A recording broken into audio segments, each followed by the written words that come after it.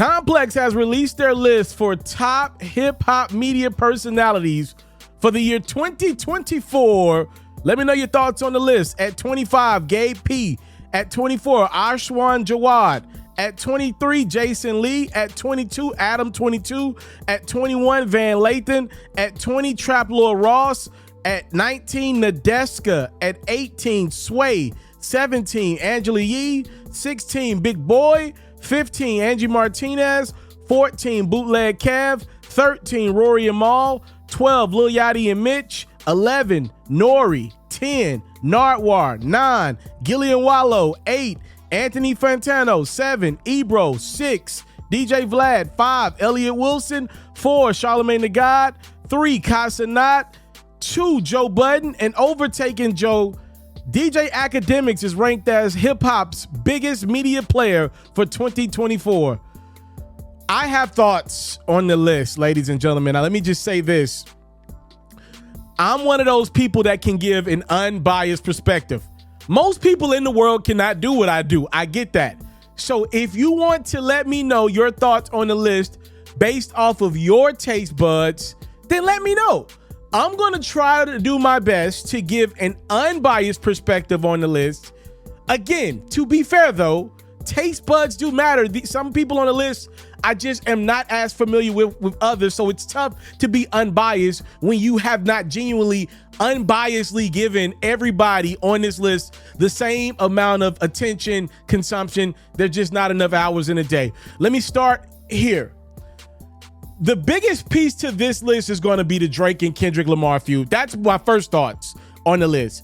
Most of what you see to me was reflective of people and their position in the Drake and Kendrick feud. DJ Akademiks should be number one on this list for 2024.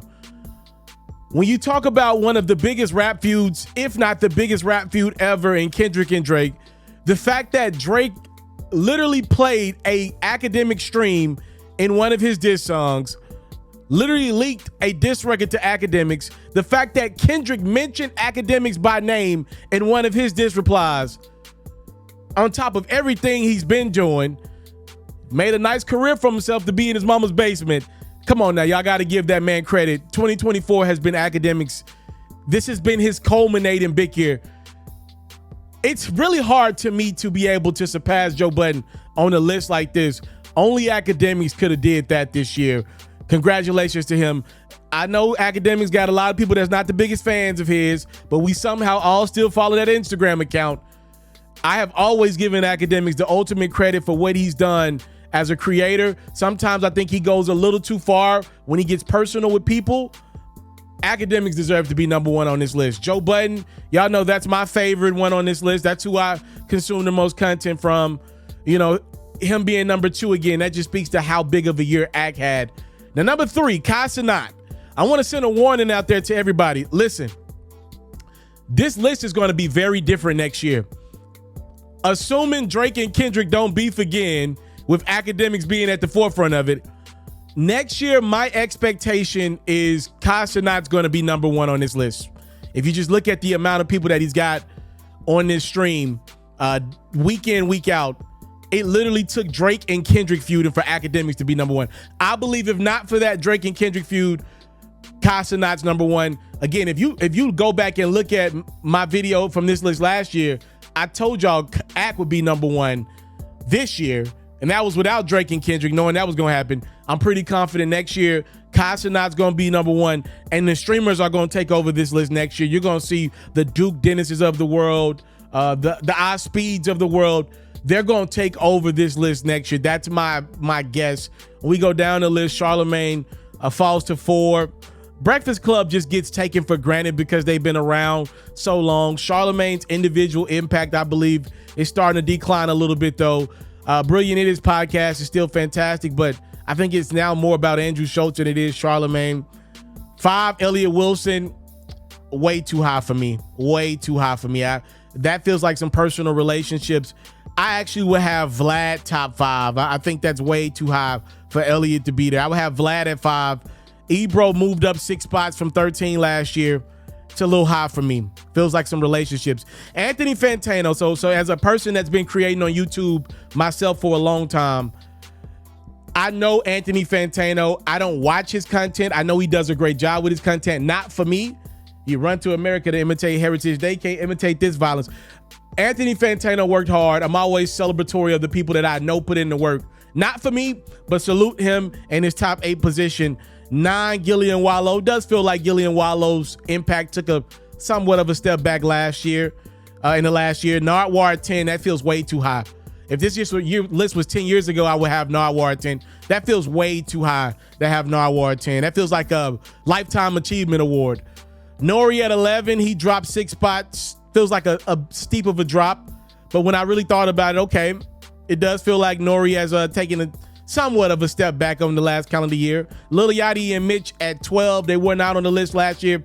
I don't enjoy Lil Yachty and his partners' content at all. I think it's awful.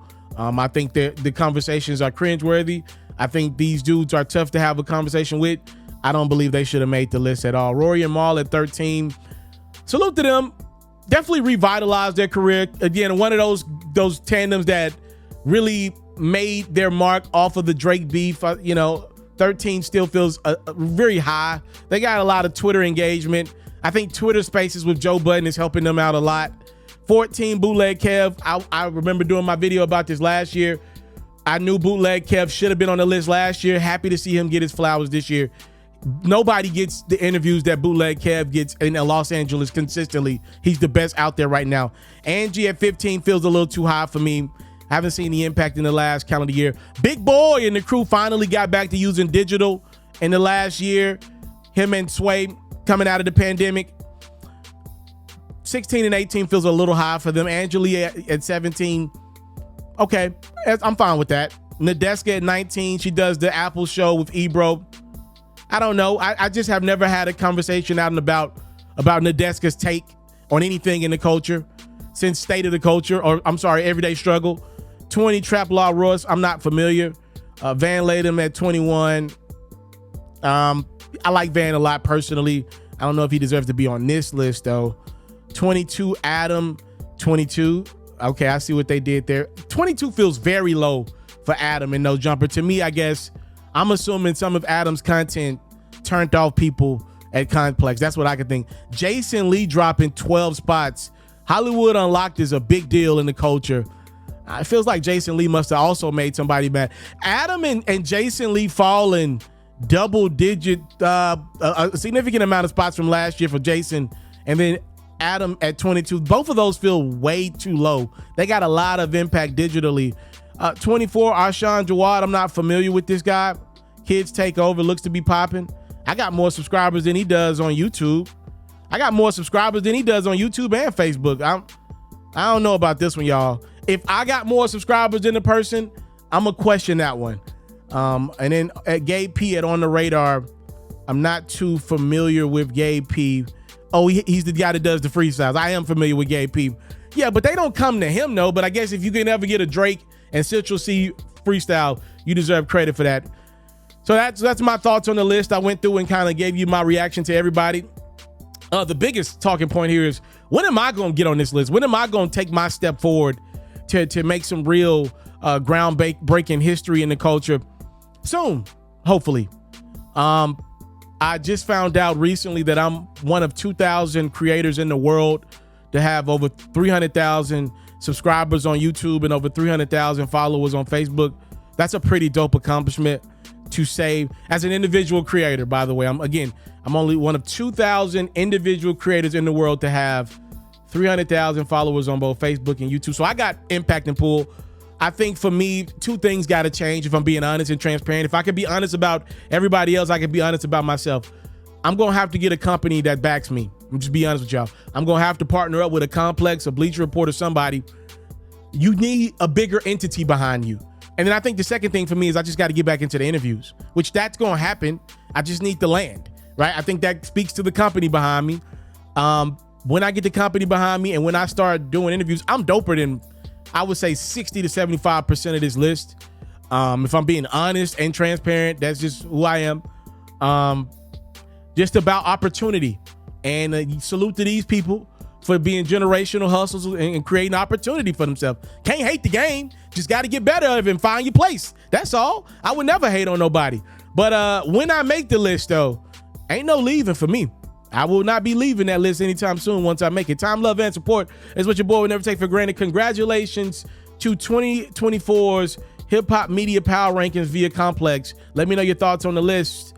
I'm out. I have a wild goal for the month of July. I want to post 300 Facebook videos and 300 YouTube videos. I want to work so hard this month that 10,000 people will follow me on my new Instagram account, as told by FERRO. I'm thanking you in advance because I know y'all gonna support your boy.